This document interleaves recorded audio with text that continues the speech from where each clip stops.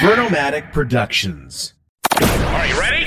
Live from the Metal Mayhem Studios in Rochester, New York. We are gold.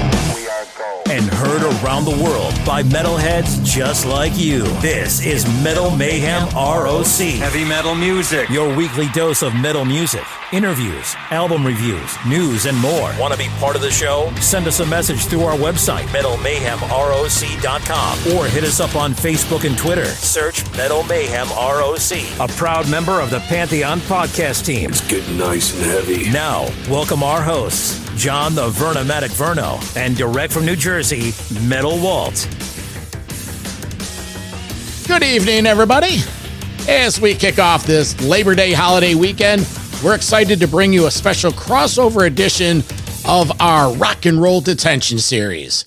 We're joined by both Mac B and Action Jackson from the Ugly American Werewolf in London podcast to help us take a deep dive into the best 5 album runs by legendary bands.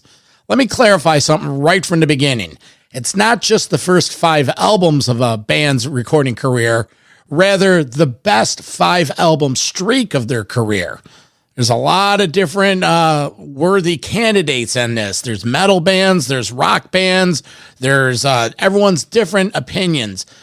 We got Mac B and Action Jackson from the Ugly American Werewolf in London podcast. They're here and they brought their picks. Metal Walt and I, we have our picks. So we're going to lay it out for you all on the table tonight. I interjected some music to help, if you're not familiar with these bands, hear some of their music. And if you are familiar with the bands, it gives you a chance to fucking rage and, get into it. Quick shout out to Pantheon Music and Culture podcasts. Both the Ugly American Werewolf in London podcast and us here at Metal Mayhem ROC, we're proud participants of this network. We have over 90 related shows covering music history, interviews, stories, commentary, news, reviews, and much, much more. Again, that's Pantheon Music and Culture podcasts. Just go up to pantheonpodcast.com, and there are links right on our website. And speaking of our website, don't forget to visit metalmayhemroc.com. Sign up for our newsletter. Stay updated on new podcast episodes, YouTube interviews on our YouTube channel, CD and concert reviews, and much, much more. Also, check out our new merch page, Metal Mayhem ROC merch. It's up there on Etsy, but there's a direct link right on the website. Again, metalmayhemroc.com. All right, let's get into this. The ultimate 5 album run showdown, featuring our buddies Mac B and Action Jackson from the Ugly American Werewolf in London podcast.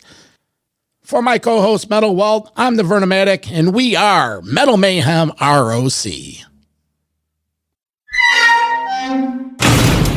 Ah, look, you're back in detention. Got it. But this time, you won't be throwing pencils up into the ceiling tiles the entire time. Don't mess with the bull, young man. You'll get the horn. Your proctors expect you to be on your worst behavior as they give you remedial instruction in the history of hard rock and metal. You going to school? Hey, settle down. Here's Vernomatic and Metal Walt with your rock and roll detention, a proud member of the Pantheon podcast team. All right, so that being said, let's get into another kick-ass edition, a crossover edition of Rock and Roll Detention. We have our friends from the Ugly American Werewolf in London podcast. Let's welcome to the show, The Wolf and Action Jackson. How are you guys? Welcome to Metal Mayhem ROC. Hey, boys. Thanks for having us. Good to see you, Metal Walt. Good to see you, Verno. What's up, guys? Metal Walt. Good to meet you finally. Thank you, my brother. Looking forward to this episode. It's the black team against the red team. I love it. We got our uniforms. We are red, by the way, for some reason. We like to do these crossover episodes where we take a deep dive into a subject. So tonight what we're doing is 5 classic albums, a run from a particular band. It doesn't have to be debut through their 5th. It could be any stretch of the 5. So we had a brainstorming session a couple weeks ago. We each went and did our heavy metal homework, and tonight we're here to give the results. So before we get into this, why don't you guys tell us a little more about Ugly American Werewolf in London podcast? Yeah, no, that's cool. Thanks, man. We're a couple old college roommates who loved rock and roll. It's kind of how we bonded together, and We don't just love the music. We want to know the minutia, right? Who wrote these songs? Where did they record them? Why did they pick these and not the B-sides for the album? All that kind of stuff. And over 30, 35 years, it's just kind of built up, And over the pandemic, I was living in London, and we just wanted to stay in touch. So we started Zooming each other about once a week. Hey, how you doing, man? Your folks okay? All that. Then we started giving each other homework, like, hey, when's the last time you listened to Fair Warning? Listen to it, and then we'll talk next week, kind of thing. Like, all right, what do you know about the Peter Gabriel Years of Genesis? Well, listen to Selling England by the Pound, and then you come back to me, And we just kind of realized, what, this is a show. We can do 1,000 of these. Whether anyone wants to listen or not, I don't know. But we can do this, brother, so let's share this with the world. So, yeah, it's very autobiographical. It's stuff that we've been into over the years. Some stuff I got to do when I was living in Europe. And it's fun. We review classic records. We get legends on and new artists on sometimes, too, to talk about what they're up to, concert reviews, and just kind of shoot the shit about the stuff we love. Yeah, you guys produce some interesting, tasty stuff, and I kick myself for not thinking of some of these topics you have presented before. But yeah, it's real good stuff. So again, it's the Ugly American Werewolf in London podcast right here on Pantheon Music Podcast Group. Okay, well, let's get into this. Mac, kick this off. What do you got, my man? You're too generous, my friend. Okay, so just gotta say it's not easy. Okay, boys. I mean, I could have done a couple different Rush runs, 5-album runs.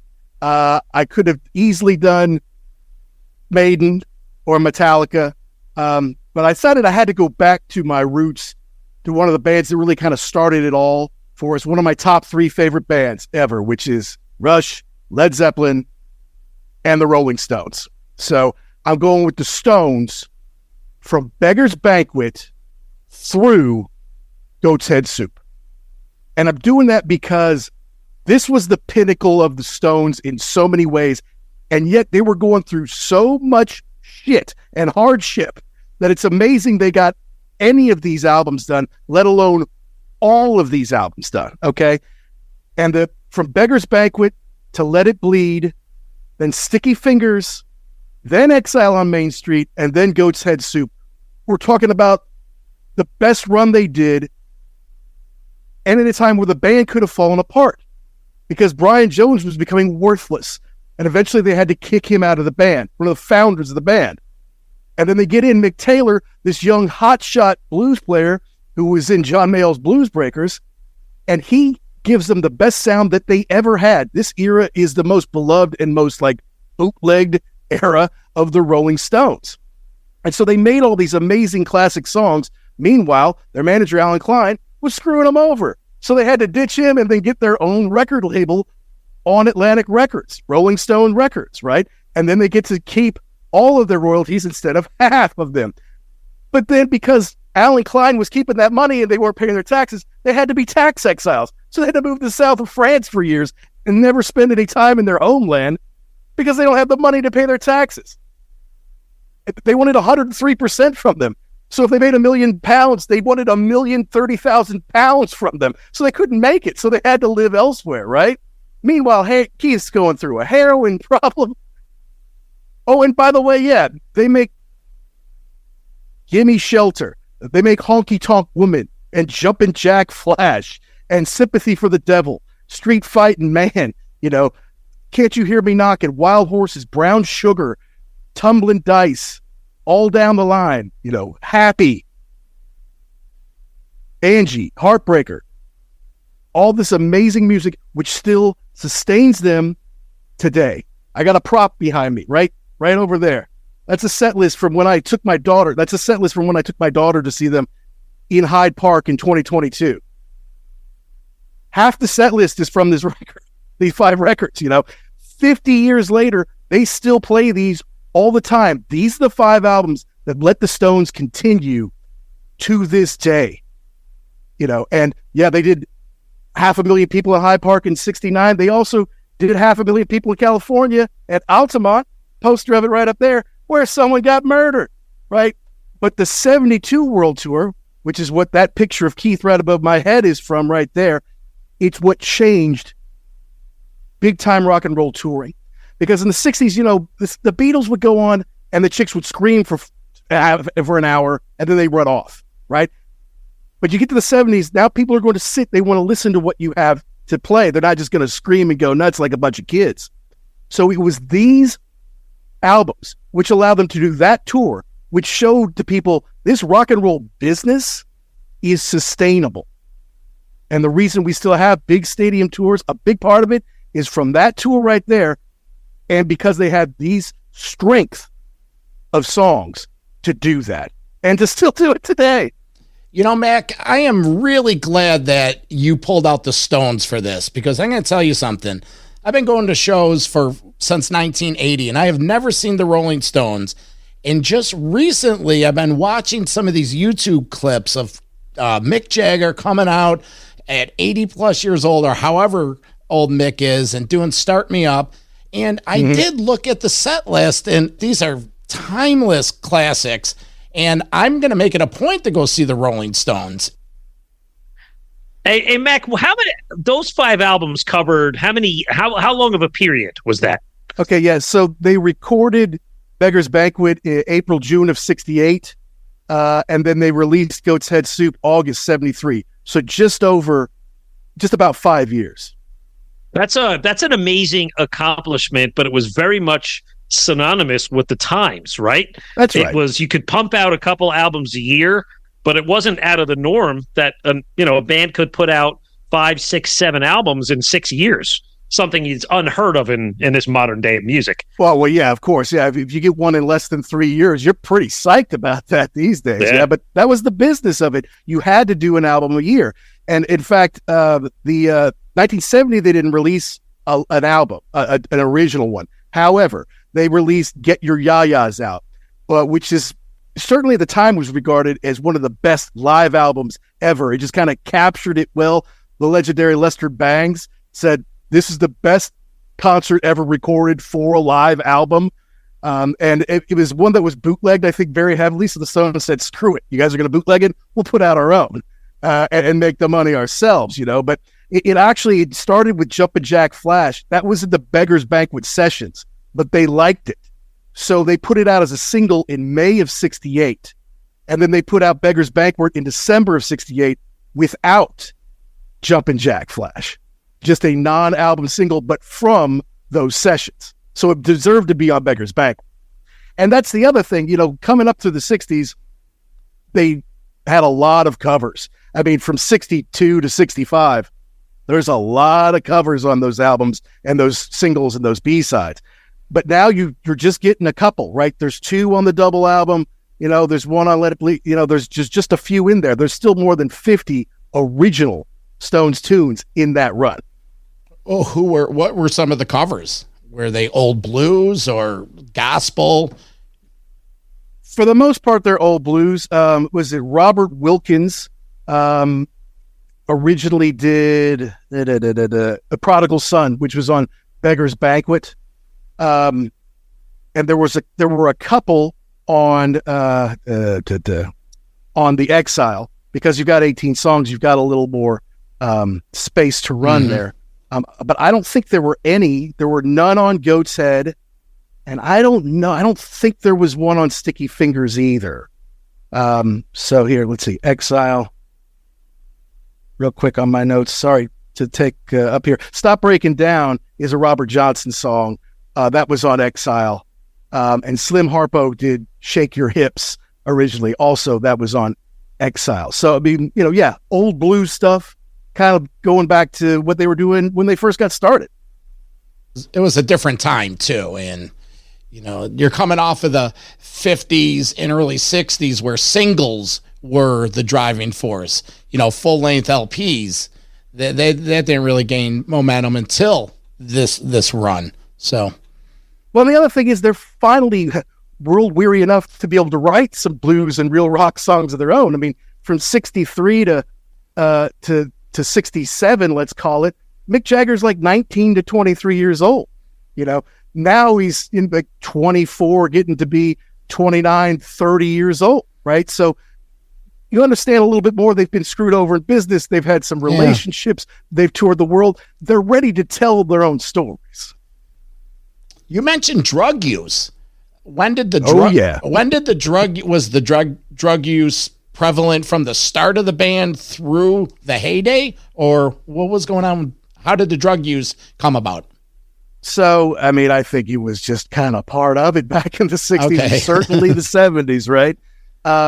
Yeah, I think they all liked to drink at one point or another. A few of them got busted for pot. Keith certainly did. Mick got arrested for it.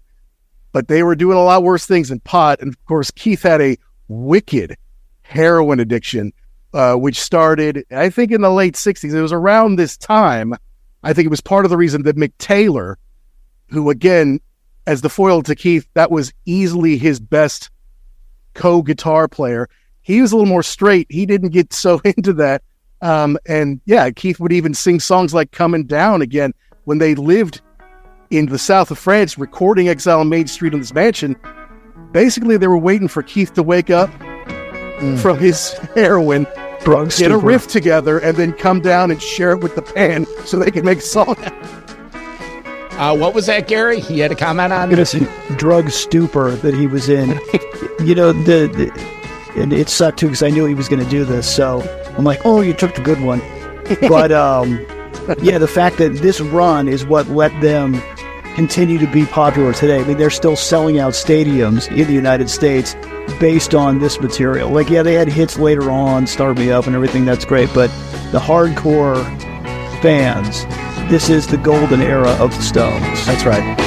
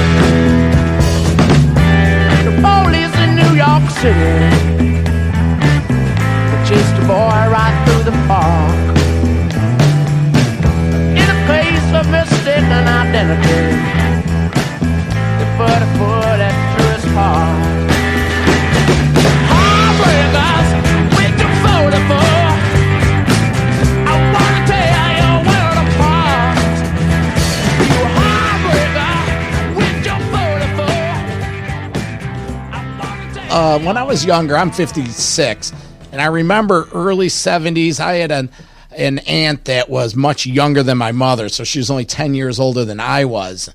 And I remember that she used to babysit us, and like Alice Cooper in 72 and the Stones. And I have these memories of the Rolling Stones selling out Rich Stadium in Buffalo in like 75. And you see these pictures of those Stones concerts and stadiums, and there's just 100,000 people. I love the 70s. I really appreciate this one, Mac. I'm going to do my, well, it's not heavy metal homework. It's rock and roll homework.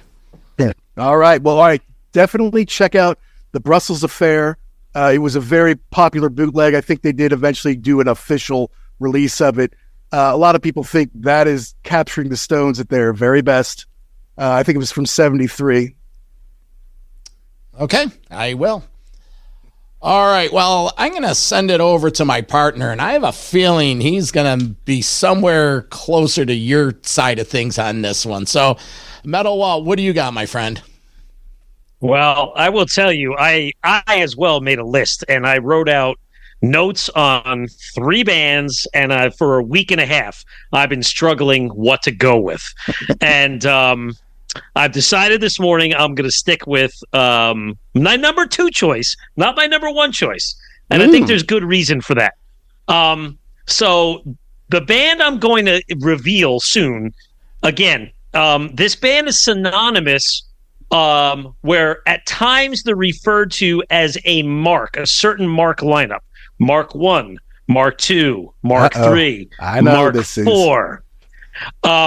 And, you know, when this band came out in the late 60s, they were kind of in that post-mod sound, a little English progressive, you know, really hard to connect with that sound. And 2 of the founding members decided that they wanted to go ahead in a more straightforward, hard-rocking sound. So out went Rod Evans and Nick Simper, and in came Ian Gillan and Roger Glover. And what was to come became the classic, iconic Mark II lineup of legendary British rock band Deep Purple. Yeah. Deep Purple to me I'm going to be 54 in a few weeks. I missed the boat on so many of these bands, but like John, I remember my brother and sister and cousin who lived in the same house as me, who were anywhere from 10 to 12 years older, had all the LPs all the time around. And my sister had a boyfriend who was infatuated with Richie Blackmore. He went to see Rainbow at the Beacon Theater. I just remember the T-shirts and the albums always being around me as a little boy.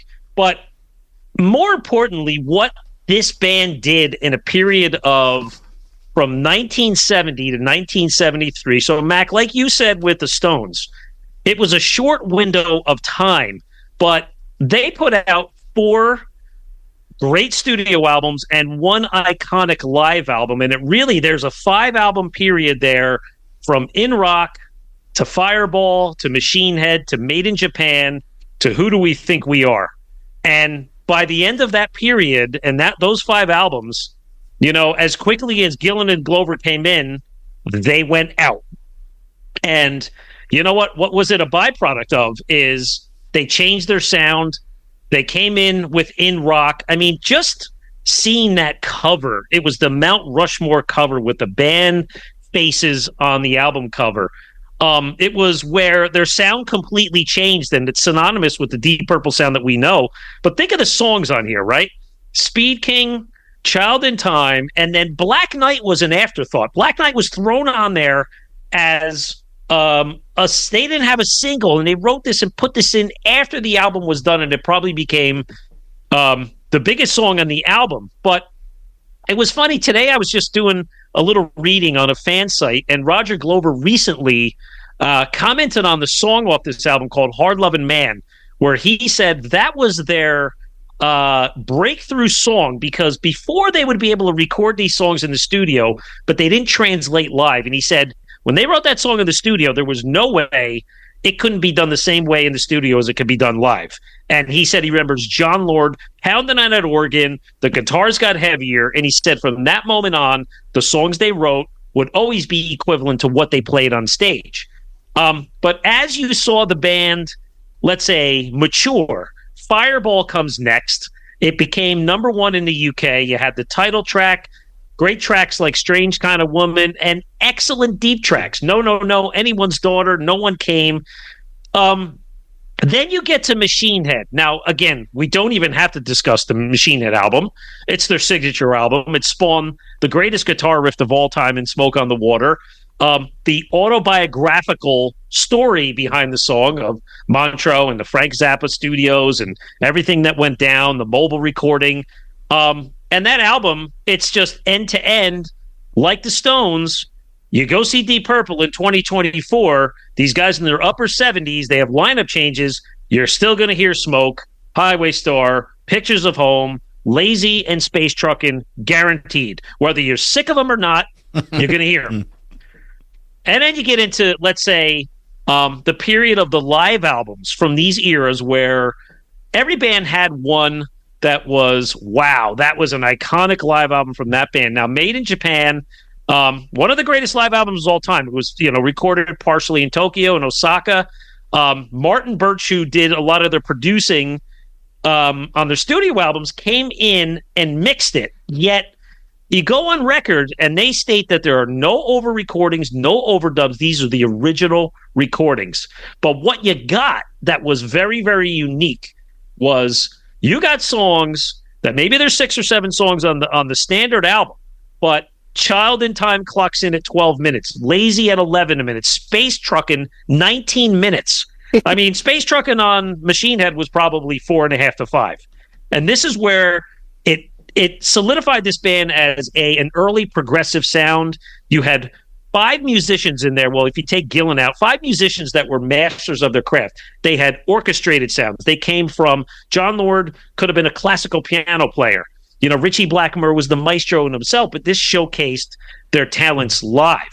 The final chapter of that was Who Do We Think We Are? Now, it was a little bit of a struggle for me because overall it's not a great album, I would say, but it's an important album because the point of it is this was typical of the times where bands put out too many albums too quick. They were probably fueled on drugs and booze. They were burnt out. They were fighting. Their egos were in the way. They had money. And maybe had this band taken a little bit of a break for a year or two, they still would have carried on. But what happens? The record company pushes them. Band goes into friction. They burn out. Yeah, they got the song Woman from Tokyo, which became an FM staple out there. But a year or two later, out go Glover and Gillan, in come David Coverdale and Glenn Hughes, and now you get into Deep Purple Mark III, which is now their funky sound. And but as short as that was, and that period was great, maybe we should be thankful of it because it then spawned careers of Richie Blackmore eventually going to Rainbow and the amazing Ian Gillan solo catalog and him moving on to Black Sabbath to do the Born Again album. And eventually these guys reuniting and then all the little offshoots of Rainbow, the different singers, which Graham Bonnet, which turned into MSG. And, that tree that started with this Mach 2 lineup eventually spawned 50 years later of amazing rock and hard rock and metal albums. So that's why I think this is a golden period and an amazing 5 albums for Deep Purple.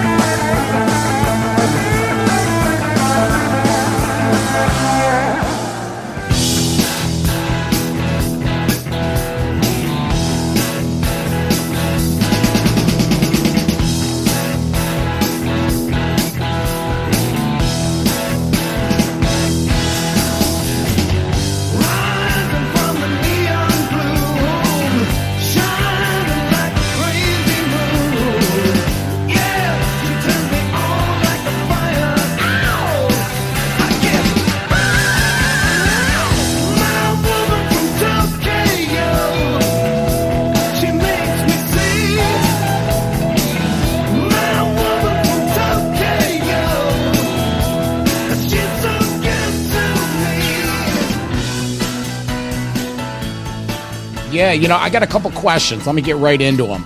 Drugs, were they heavy into drugs? Hard Lovin' Man, what do you mean they couldn't do it live? Or this was the start of, if we can't do it live, we're not going to record it? And explain this Mach 1, Mach 2, Mach 3. It's always confused me. Well, the lineups basically, because after Mach 3, which was the Glenn Hughes, David Coverdale stage, eventually Mach 2 came back for Perfect Strangers, but then Blackmore leaves again. In comes Joe Satriani, then Steve Morse. So every time they had a change of and there's Joe Lynn Turner album in between. So basically, because so many guys coming in and out, every time there was a change, they said, okay, this is no longer a lineup, so it's lineup 1, 2, 3, 4, 5, 6, 7, 8, 9, 10. Well, so that's why it's defined as Mach 2. Wasn't Mach 1 the original Deep Purple? And I thought Mach 2 was David Coverdale and Glenn Hughes. And what's the deal with them? They both sang, but Hughes played bass because Glover wasn't there? Yeah, so Mark 1 was Rod Evans and Nick Simper. They were the original Deep Purple, along with Richie Hush. Black. Their big song was Hush, but that's kind of all they did, kind of. Yes, yeah, and that was like 68, 69, and you're right. John, the point on the Hard Lovin' Man song was when they wrote it in the studio, they said, however the song was written, it came across with such aggression in the studio. They knew at that point in time that there was no turning back, that anything they were going to write was going to be performed and portrayed the same way on stage, which maybe some of the prior material, like a song like Black Knight or something like that, or Speed King, you hear it on the album and it comes across as, it's okay. I mean, listen, guys, the four of us, how many studio albums do we listen to of old tracks and you say, oh, yeah, well, it's okay on album, but my God, if you saw them live, it comes alive, right? Yeah. It's different. It's like a different song, and it's almost boring to hear it on a studio. Basically. Yeah, exactly. Yeah. Exactly. All right, well, thanks on the clarification on that. And what about the drugs? Were they doing, I've never heard of Deep Purple doing heroin. Were they drinkers? They were a little higher brow, I always thought. I think so. I don't think there's anything that said, drugs fueled them. I'm sure they were partiers and whatever they were doing, but nothing that necessarily got in the way of the demise. I think it really was ego, and it was mainly Ian Gillan and Richie Blackmore. They were still to this day. They don't speak to each other, and they're in their upper 70s, pushing 80. So. I don't know if Richie talks to anybody other than Candace Knight, man. I don't know anyone who's like, oh, I got to talk to Richie. He's doing great. You never hear that. No. And I know if I don't think Blackmore does much media, but on the rare occasion you'll see an interview, I know that I'm fairly certain the press is not allowed to talk about Deep Purple or any of the guys there, and has to keep to Candace and the Blackmore's Night and that kind of thing. So. Well, great pick here, man. Love it. Two things. One, after living in Europe for 4 years, Deep Purple may be kings in America, but in Europe, they are gods. Okay. They are so much more big time. And you say they're an influence on hard rock. They are in America. Absolutely. But in Europe, it's like Zeppelin, Sabbath, Deep Purple, they're all together, and if the Rock and Roll Hall of Fame were in London or somewhere in Europe, Deep Purple would have waited 25 years, okay? It would have taken 2 at the most, right? They would have been right in. But the second thing you brought up was the covers. And yes, that helps make it iconic. I didn't mention that on the Stones run, but, with the iconic Andy Warhol with the zipper on Sticky Fingers, or the Beggar's Banquet that was a dirty bathroom with a bunch of graffiti that they couldn't sell in all markets, so they made a nice white, invitation they had to make that the cover because, they weren't allowed to market that everywhere. Or the Goat's Head Soup, with Mick's face in it, or the alternative Sticky Fingers with the fingers coming out of the can. That helps make them iconic. And yes, the faces on In Rock, or is it Come Taste the Band? I'm trying to remember, of the Burn, with the candles. It's iconic, it's part of rock and roll legend and lore. And obviously that's a big part of why these are classic records.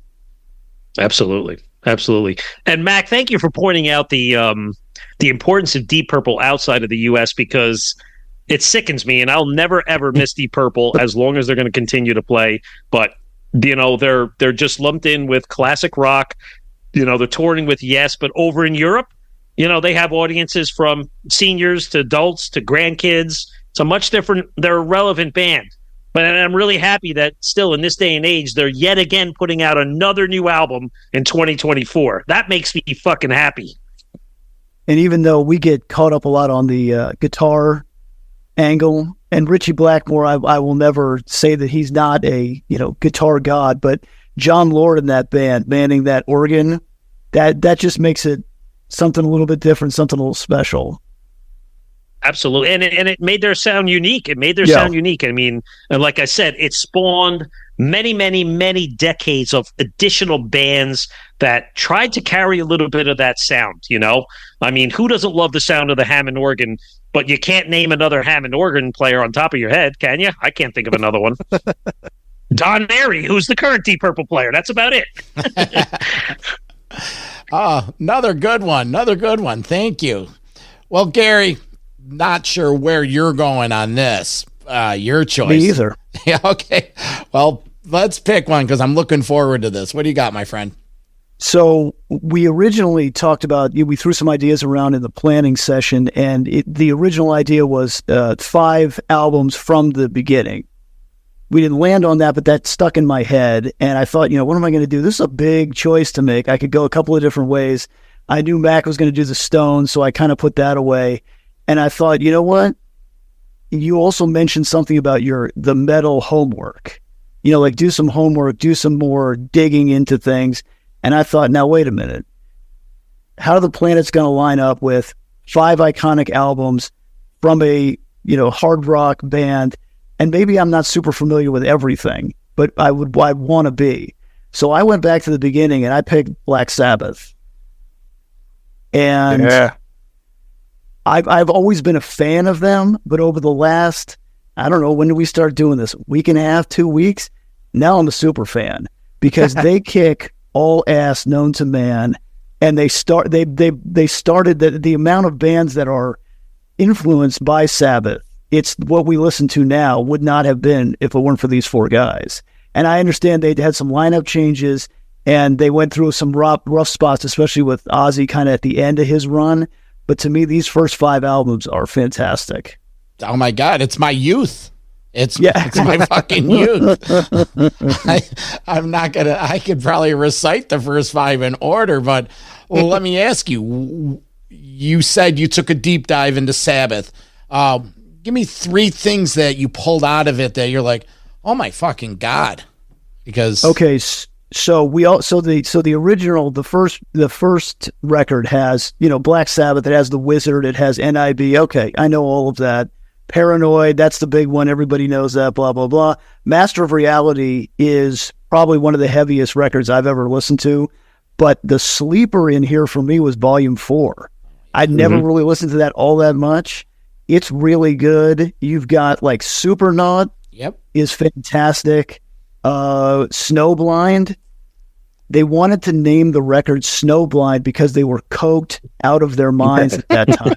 It doesn't get more rock and roll than that. And the record company says you can't do that. Not that anybody would know what it was, but I mean, the fact, and that was the other thing too, the fact that they were so out there and yet still managed to keep it together and write these records is amazing to me.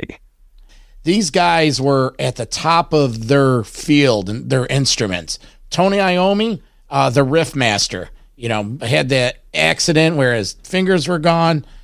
Geezer Butler, my God, bass players today. Geezer Butler is, he's on his own wing of man.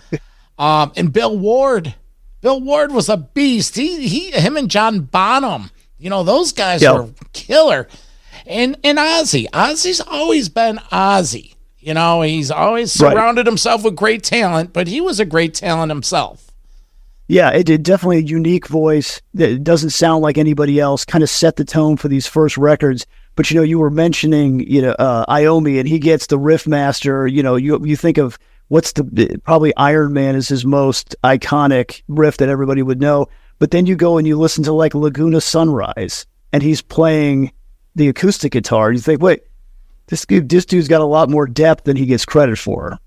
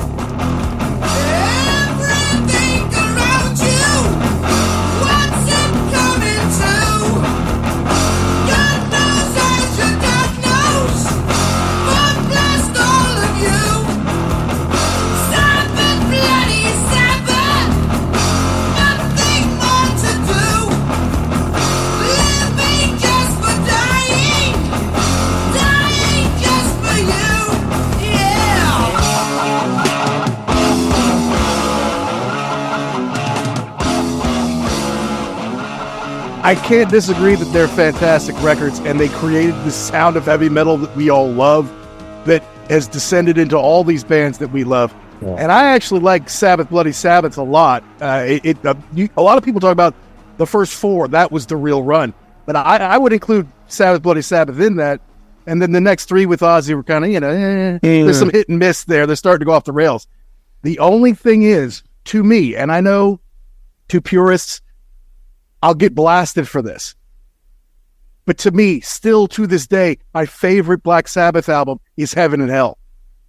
Yeah. And that's not in that run, and you can't make a 5-album run with Heaven and Hell in it and defend it, you know?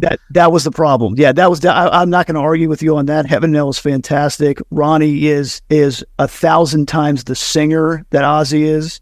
But yeah, you're right. Those ones in the middle are rough. Yeah, you can't do it. But the other fact too is they were pumping stuff out. You know, I was thinking one of my other choices was going to be Metallica, and so they started in what? So if you did 5 albums from then, it would have been 83 to 91.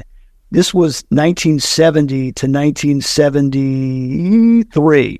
So in 3 years, you put out 5 albums. You never stopped. I mean, unless you were going to do cocaine, a lot of that. Mm-hmm. But other than that, you were either touring or you were writing records. And the fact, too, you were talking about Sabbath, Bloody Sabbath, the whole deal where they go to the castle. They're in California, in Bel Air. They're like, this isn't working.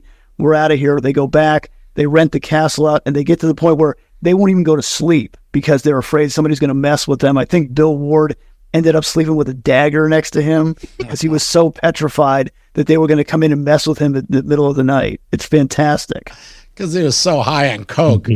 Yeah, correct. Yeah, you're in an old castle. You're already hearing and seeing things, and now you're going to mess with that. But to think about that riff for Sabbath, Bloody Sabbath, and apparently Iommi was in the dungeon or whatever of this place, and it just came to him born out of this disgusting dark place was this fantastic riff. I love Gary, it. I'm so happy you made this selection because that was on my list as well. And I crossed off Sabbath because they were a top 5 band for me.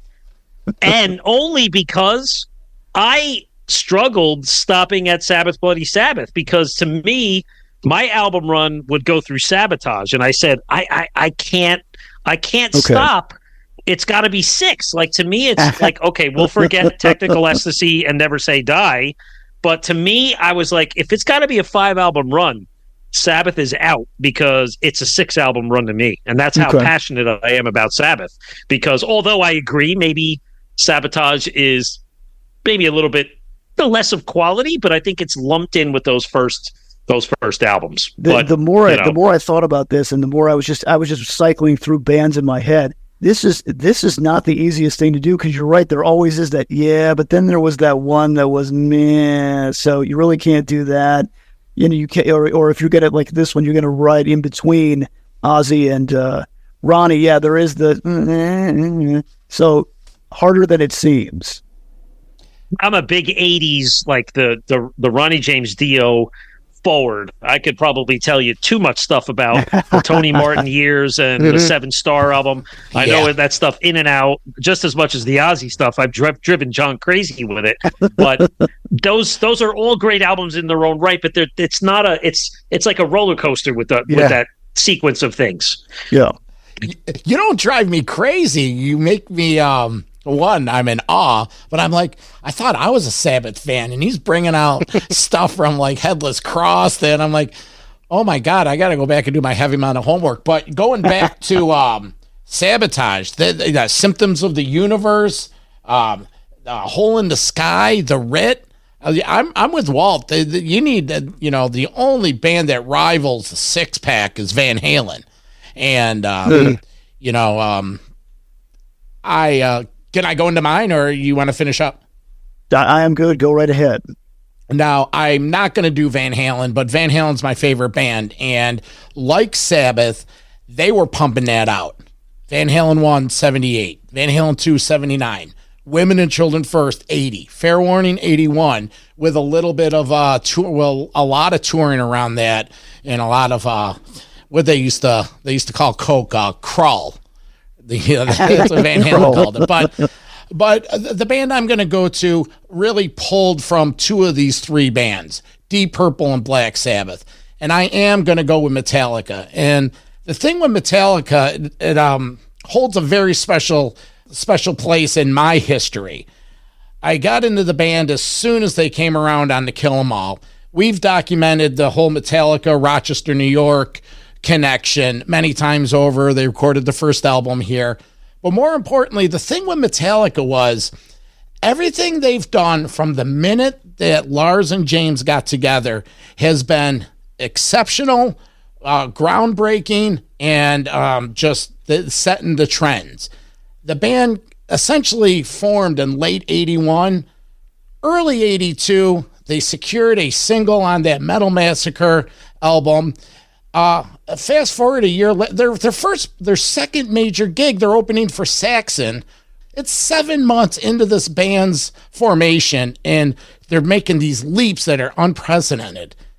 Spring of 83, they come to Rochester. They record an album.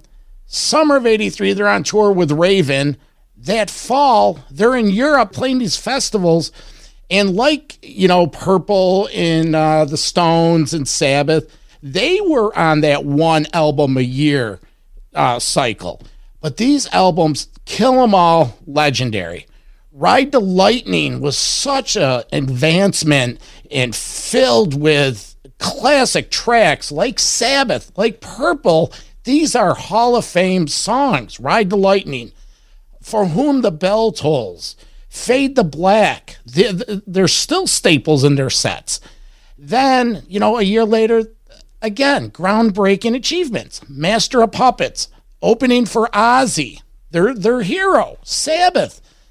And then, we all know the story. And listeners, if you don't know the story of Metallica, this is your chance to do heavy metal homework. But when they lose Cliff Burton in the fall of 86, again, they don't replace him. Let me rephrase that. They invite Jason Newsted into the band. They don't miss a beat. And now the next chapter of Metallica comes about. Just amazing. Every single level that they did, they're headlining at this point. They do, now I have to call a little variable here. I'm doing 5.5 albums because Walt, Son of a fucking bitch. Walt brought it out to me. He goes, well, Vern, technically the 5-album run ends at And Justice for All because in 87 they had the 598 EP. But I'm not counting that because that was just a chance for them to start working in the new studio they got and just to see how Jason was in the studio. But it's a great album. It's a fantastic album. And Justice, again, breaking ground. The first time they had a video with One. And going ahead to 1999, MTV put that One video in the top 25 all-time videos ever on MTV. They get on their Monsters of Rock tour with Van Halen in 1988. This is 5 years after, really, they started. And that doesn't even, And Justice for All, tour with Queensryche, the 10 million albums, and then the Black Album, and that speaks for itself. Just so what I'm really trying to say is that Metallica run is unprecedented. It's like the Stones, like, the only other bands that you could compare it to, unfortunately, like Led Zeppelin are not here, but they're still playing stadiums. Metallica does it on their terms.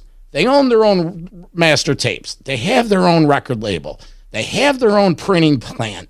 They do these tours. Walt and I have been fortunate enough to be guests of them for the last couple of years, summers under these tours that are just amazing. And they're not stopping. They're not stopping. So I put Metallica in that list of the Rolling Stones with Deep Purple, with Black Sabbath. It just so happens it's our generation, but they've earned it. They've earned it. No doubt.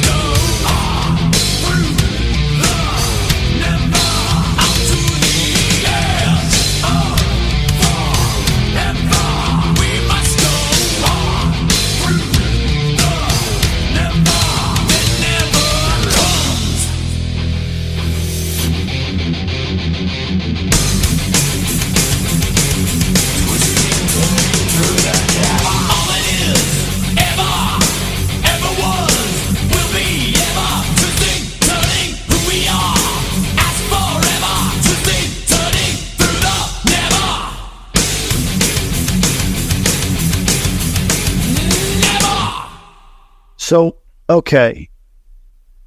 Now I'm curious because Mac and I are a little bit younger than you are, so we kind of caught up to them not right off the bat. Mm-hmm. Being a fan in 1983 from the beginning, how did you feel when the Black Album came out? Because I know there were a lot of that caused a rift between the hardcore fans that they were moving in a new direction. How did you feel about that? Fucking loved it, man. Loved it because I grew up with it, and it was. It's a great question. I wasn't at one of those, oh, fuck that, just ride the lightning like you hear it now. It's everything you know what? That's my point. Everything they did was huge. These videos. And I'm going to tell you something. To this day, I will listen to the Black Album over Injustice for All, mainly because Injustice for All I saw that 2 or 3 times, and not bragging, but I consumed that so much. And now when you go back and listen to it, and the band will even admit this, that there's a lot of excess there. They were at a bad place. They weren't sure what they were doing. But to finally answer your question, I love the Black Album. To this day, I still love Enter Sandman. You can't tell me that is a killer song. Sad but true. Wherever I may roam. So, you have a problem when I was walking my dog a week, 2 weeks ago, and there's kind of a path down one side of the neighborhood that I have, and I'm walking the dog, and somebody's outside, and they're playing Enter Sandman, and I'm all by myself, and I go into the solo on air guitar, and I didn't even realize what I was doing. I'm like, oh, hey, no one saw me just standing here with my dog air guitar. But you're right, it still sounds awesome. I've heard that record a million times. Wherever I may roam, with that boom when it starts off, that album kicks ass. Yeah, and here's a fun fact doing research. They remixed that album 3 times when they're in the studio with Bob Rock, spent over $1 million, and both Lars and Kirk lost marriages because of the time they took there. And then the tour, 3.5 years, just around the globe. They had like the Michael Jackson effect. They had like 5 singles that were on the charts, and as close as like 2018, it was still reported through the official selling agency. I forget the name of it. They're moving 5,000 units a week of that. That is a gateway. That AC/DC Back in Black, Guns N' Roses. Those are the and you're right, Bud, because it's the progression from one album to the next. They kept growing as musicians. They kept growing as songwriters. We talked about Heaven and Hell. I love it. Mob Rules, I also like it, but they kind of just tried to run it back. Like, oh, that worked? Well, let's do that again. That's not what Metallica did. They would grow. They would keep moving forward. Yes, they might refine some stuff that from when Dave was in the band, still even on Master of Puppets, but they made it amazing. They didn't just say, okay, let's dust this off and put it out. No, they reworked it into some of the greatest metal of all time. And not a lot happened, in between. All they did was tour and make these records, those first 5 years especially. And yeah, they had to take some time when Cliff died. But yeah, they just kept marching forward. And without a whole lot of help from FM radio or MTV, they did it their own way. And that's why today they can still do it their own way, because they've always done it that way. You mentioned no MTV until Injustice for All. Until one. Yeah, for one. But, they sort of circled back on their original statement saying, we won't do a video and this and that. Back in 85, 86, I was studying radio and TV broadcasting in high school, and we did have a heavy metal show on Friday nights, and we were the outlets like me, college radio and educational cable or college access stations playing that. And we were lucky enough back then to interview Metallica in 86 when they came to town with Ozzy. But when I say I was there, I was with them on that step, and you're right. you're right. Every step was bigger and better. And to answer your question again, Gary, by the time the Black Album, it was just another huge step. And then they reinvented themselves. I'm going to tell you one thing. After all that, and then 94 comes around, I remember going to our local record store and getting Load and buying it and opening it up. And I open it up and I'm like, all right, who are these guys in, 1930 Chicago, wardrobe on, smoking cigars, highliners? But in a way, they didn't. But what are they going to do? Yeah, but to Mac's point before, they could have run the Black Album back for the next one. It could have been the same thing, but they decided, no, we're going to do something different. It kind of soured some people, but it was not the same thing. Let me ask you, you guys see, when did you get into Metallica, and when did you start seeing the band live, if you ever have? Got into them. We probably got into them about the same time in high school, like when Injustice came out. Right. And then I heard, the second one I ever heard was Ride the Lightning, and I said, this is fantastic. And then we were there for the launch of the Black Album. So by that point, we were fans. And then the only time I've ever got to see him is with Mac on the Black Tour. And then he's seen them several times after that. Now, we lived together. The Black Album was the biggest thing in the world, and we did go see them together in Florida on that tour. Okay. Yeah, so college, that's what happened. The frat boys used to, call us potheads, burners, listening to our metal. And then 2 years later, every frat house, I was in college at the time when that came out. It was Metallica, the Black Album, Nirvana, Nevermind, Cypress Hill, and then you had the Chronic, and then a little, Pantera was out there, and Red Hot Chili Peppers. It was that 90 to 92. It was great time. So, Walt, you were down in New York. Did you happen to be involved with that Madison Square Garden listening party of Metallica when the Black Album came out? I was not, but I've seen many classic Metallica shows. I was at that parking lot gig in Philadelphia in '97, I think it was, when Reload came out and they played in the Spectrum parking lot 4:30 in the afternoon on Tuesday. But to me, Metallica wasn't one of the first metal bands I learned. I had to learn them. I came on board at 19 for Injustice for All, but at that point I was sold and I followed them. And just like everybody else, it couldn't get bigger than the Black Album. And maybe there was maybe a bit of a lull or a disappointment afterwards. But yet, anytime they came around, I was always there. I went to see them in the stadiums, the amphitheaters. No matter what they did, I'm going to support these guys no matter what, go forward. I mean, up until this past year. So, and, John and I, again, we had the great opportunity of having an interview with Kirk Hammett this past fall.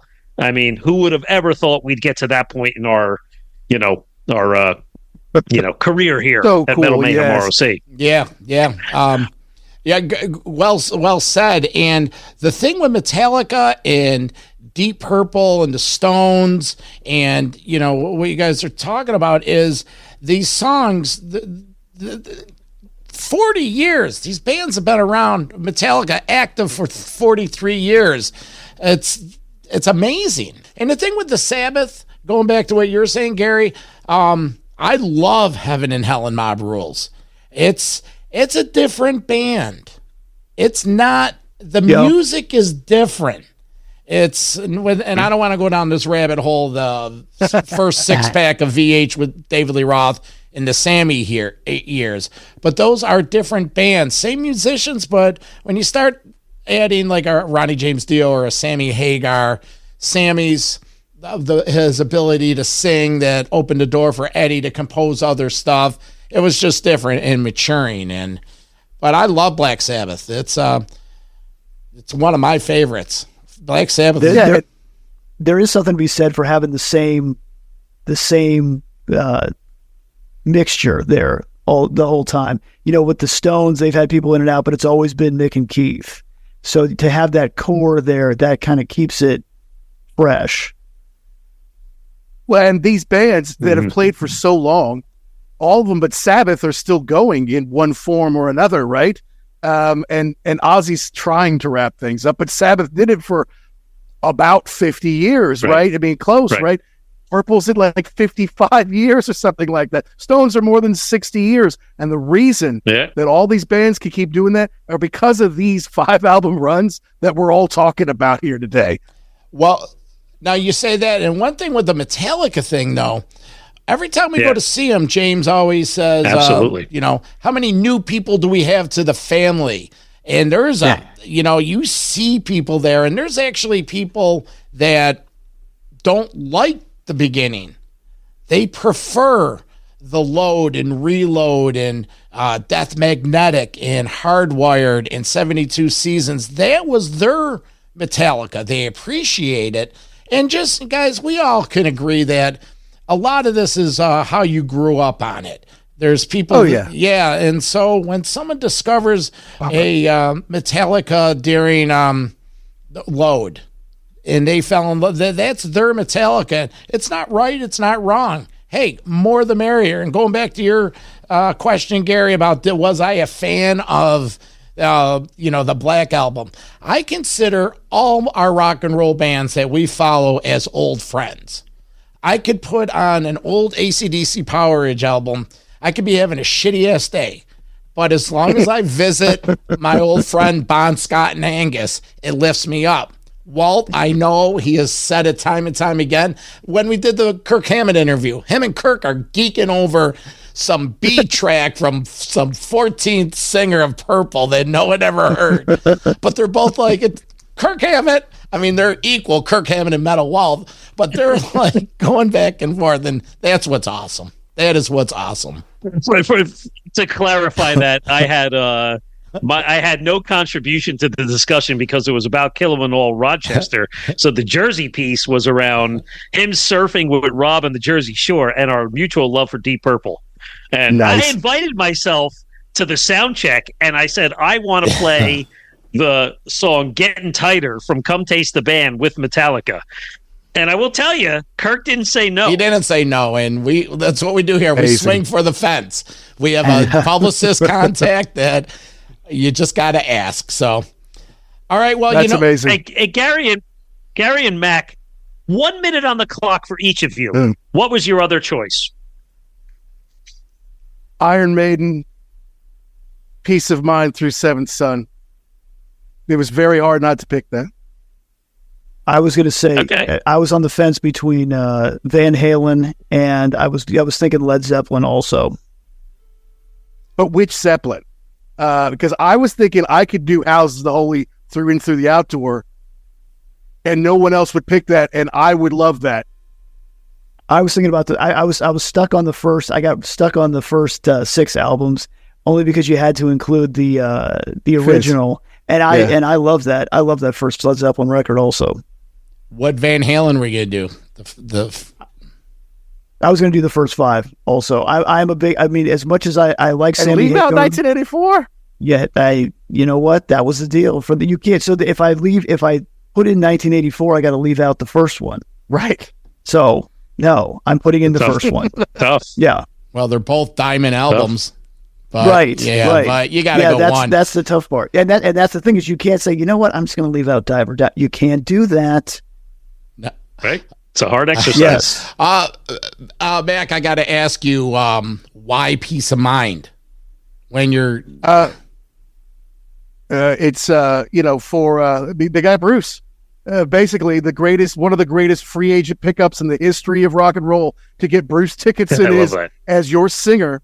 They already had Adrian in, so they had to kind of smooth out Clive Burr, who wasn't a bad drummer. He just, I guess, didn't fit in or wasn't professional. But they still got an upgrade with Nico, and then that was the classic run of those albums. It's what got me into Maiden. It's why I still like to see them do, we took Jackson to see them in Europe last summer. It was on the Somewhere Back in Time tour. I'm sorry, that's not what the name was. But anyway, those are albums we love together. Yes, Future Past, and they got heavy into Somewhere in Time, excuse me, and that was just personally for the two of us how we found the band in the first place, and those songs still kick ass today.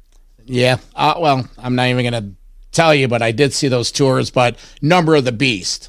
Number of the Beast, that's my favorite Maiden album. I love Clive Burr, but that's how it is. All right, listeners, this is what we're going to do. We're each going to share these. We're going to do polls and find out. You're going to be the judge and vote for which one of these 4 selections you think is the top 5 album run. And, no one's going to win anything, but we're just going to see what the listeners think and get some kind of gauge. So any parting shots, guys? Anything you want to say before we get going? Real quick, I'm sorry. My pick would have been Number of the Beast through Seventh Son. Sorry, that's the 5 albums. Sometimes I flip-flop Peace of Mind and Number of the Beast. That's the 5 album run, so that's my bad, but that's what it was. You're right. Now you feel better. But I thought maybe you went the other way because of Clive Burr and Peace of Mind was the first one with Nico. But for the record, guys, my second choice was The Police. They only put out 5 studio albums. And that was my second choice. Yeah. They were definitely in the run for me also. And I was actually on the fence about that because, the same thing. They only had 5 records. They were something that nobody else had heard ever before. And then when Sting went solo, it was totally different. Yep, absolutely. Yeah. I think actually that's a more compelling story to me than Deep Purple, but my heart was in more with Deep Purple. See, it's hard to only pick one. That's right. Our friends from the Ugly American Werewolf in London podcast, guys, where can we find this and when do you publish new episodes? No, thanks. You can find it, of course, wherever you get your podcast. And we are at ugly_werewolf on Twitter. We're on Instagram. We're on Threads. We're on Facebook. Every Thursday, we put out our weekly Ugly American Werewolf in London. The first of every month, we put out our monthly show, First Concert Memories, where we have a guest on and ask them 20 questions about the first time they saw a particular band and how it changed their life. And it's been a lot of fun. We've gotten a lot of positive feedback on that. And for all you record collectors out there, hey, go check out our sponsor. It's rarevinyl.com. They're based in the UK, but they've got treasures from all over the world. And if you use the code UGLY, you can save 10% off not one item, but one entire order. I saw somebody on there the other day, bought 12 different picture discs from the 70s and 80s. It cost him $400, but he saved $40. Well, $40 is $40. Cool. Okay, well, that's this week's edition of Rock and Roll Detention. Listeners, remember, get up to metalmayhemroc.com. Join our community. Sign up for the newsletter. Our brand new merch page is officially debuting. Tons of stuff, hoodies, nice. Shirts like these, tumblers, stickers, and maybe a couple other surprises. So again, that's metalmayhemroc.com. For our guests, Mac and Gary from the Ugly American Werewolf in London podcast. My co-host, Metal Walt, I'm the Vernomatic, and this has been Metal Mayhem ROC. Metal for life. Thank you for listening to Metal Mayhem ROC. Check out our website at metalmayhemroc.com for information on podcasts, archives, links to all our live radio shows, and all sorts of info. Please like, follow, and share with everyone, even your non-metal friends. And always remember to keep it heavy.